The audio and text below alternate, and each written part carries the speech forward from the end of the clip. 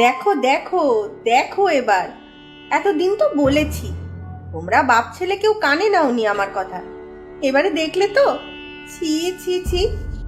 তোমার আবার এত ছিছি করার কি হলো? কি এমন খারাপ করেছে আমাদের বিট্টু? হ্যাঁ, তুমি বুঝি এইটাও বোঝো না? কবে আর তোমার বুদ্ধি বিবেচনা হবে বলো তো?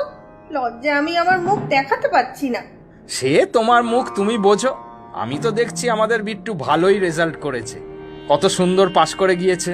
টেনে টুনে পাশ করলেই হলো? নম্বর আর কতই বা পেয়েছে? কি যে বলো তুমি, বুঝি না। বিট্টু তো আমাদের ভালোভাবেই পাশ করেছে, ও পড়েছে, ও পরীক্ষা দিয়েছে, তাতে যা নম্বর পেয়েছে তাতে ও খুশি। তুমি খামোকে এই নিয়ে ক্যাচাল করছো কেন? সে আর তুমি কি বুঝবে? আমার মেজো দাদার ছেলে তো পরীক্ষা দিয়েছিল বিট্টুরই সাথে, সে কিনা 10টি নাম্বার বেশি পেয়েছে বিট্টুর থেকে। এবার তো আমি বাপের বাড়ি গিয়ে আর মুখ দেখাতে পারবো না। ও, এই কথা? 10 নম্বর কম পেয়েছে তো কি? কোন মহাভারত অশুদ্ধ হয়েছে বলো তো? বিট্টু আর মিটু তো বন্ধু, ওদের দেখবে কোনো মন। তা ওদের না হোক, আমার তো হবে। চিন্তা করতে পারো, 10টা নাম্বার কম।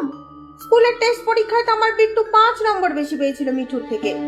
তাহলে এই ফাইনাল পরীক্ষায় কি হলো বলো তো? যা হওয়ার হয়েছে, ওতে কিছু আসে যায় না।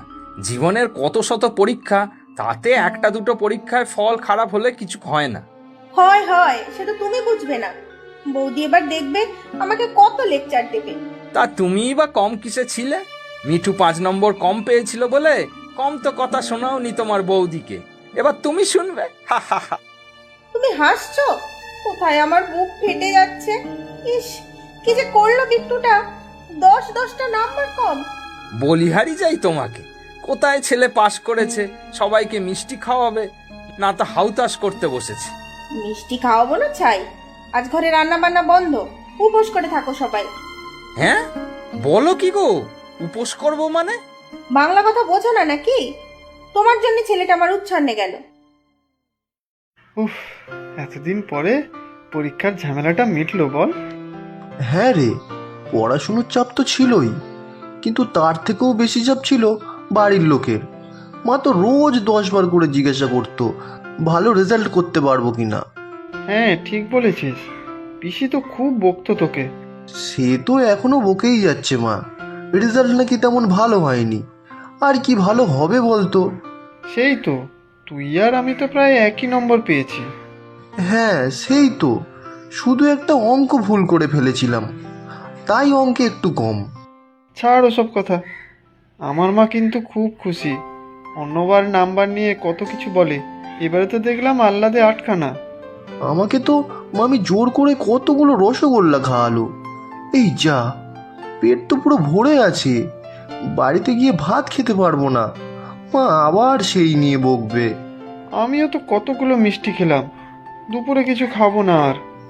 এই বিট্টু, আমি এবার বাড়ি যাই, ভাত না খেলে মা ছাড়বেই না কিছুতেই। বাবা, ও বাবা, কি হয়েছে? কি আর হবে, সর্বনাশ হয়েছে। যা দেখ গিয়ে তোর মাকে। কেন বাবা, কি হয়েছে? মার শরীর খারাপ? শরীর খারাপ না, মন খারাপ, রাগ করে শুয়ে আছে। দেখছি আমি গিয়ে। না না, তুই যাস না, আরো খেপে যাবে কিন্তু, খুব বকবে। সে বকুক, আমি তো রোজই বকা খাই। আচ্ছা যা তাহলে, গিয়ে দেখ, তবে দেখিস রেজাল্ট নিয়ে কিছু বলিস না। আর হ্যাঁ, ওই মিঠুকে নিয়েও কিছু বলিস না কিন্তু, তোর মা কিন্তু আরো খেপে যাবে। মিঠুকে নিয়ে বলবো না কেন? মিঠু তো ভালো রেজাল্ট করেছে, জানো বাবা, মিঠু কিন্তু এবার আমার থেকেও বেশি নাম্বার পেয়েছে।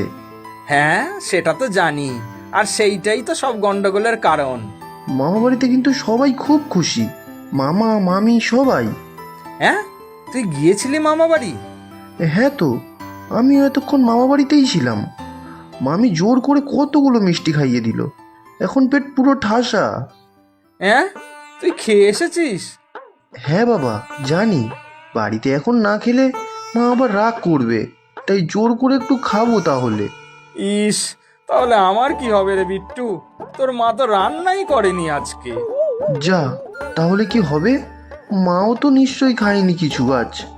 যা দেখ গিয়ে যদি কিছু করতে পারিস, না হলে তো পেটে গামছা বেঁধে রাখতে হবে। হে মা কালী, দেখো মা, এই ভক্তকে যেন অভুক্ত থাকতে না হয়। মা, ও মা, কি হয়েছে তোমার?